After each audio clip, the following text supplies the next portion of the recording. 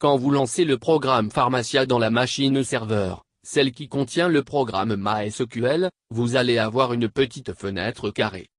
À partir de cette fenêtre vous pouvez se connecter à la base de données. La fenêtre contient 3 champs de saisie de texte.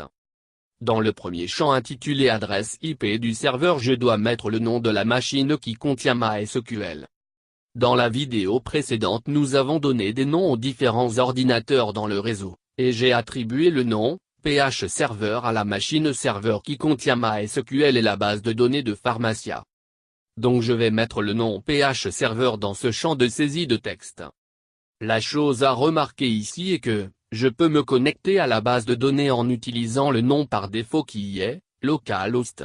Localhost est un nom spécial dans le réseau qui désigne la machine elle-même, c'est-à-dire la machine à partir de laquelle le programme est lancé, qui est PH-Server dans ce cas. Une fois je change la valeur de ce champ, je dois cliquer sur le bouton de rafraîchissement juste à côté. Le deuxième champ de saisie intitulé nom d'utilisateur doit être rempli par le nom de l'utilisateur qui veut se connecter à Pharmacia. Initialement un seul utilisateur appelé gérant est dans le système.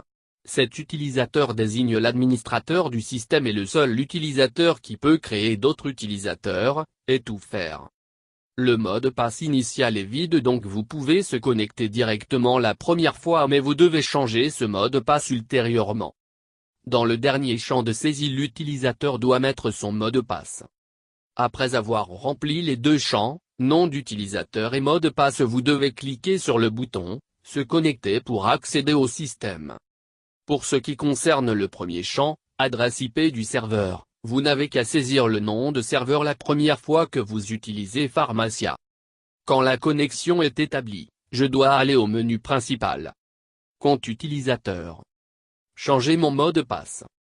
Afin de changer le mot de passe par défaut qui est vide, et qui est relativement faible.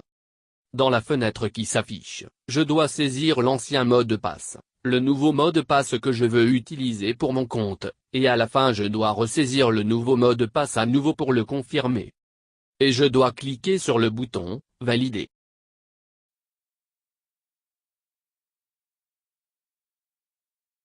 Quand je lance Pharmacia à partir d'une machine cliente, je vais avoir la première fois un message d'erreur qui dit « Serveur MySQL localhost inconnu ».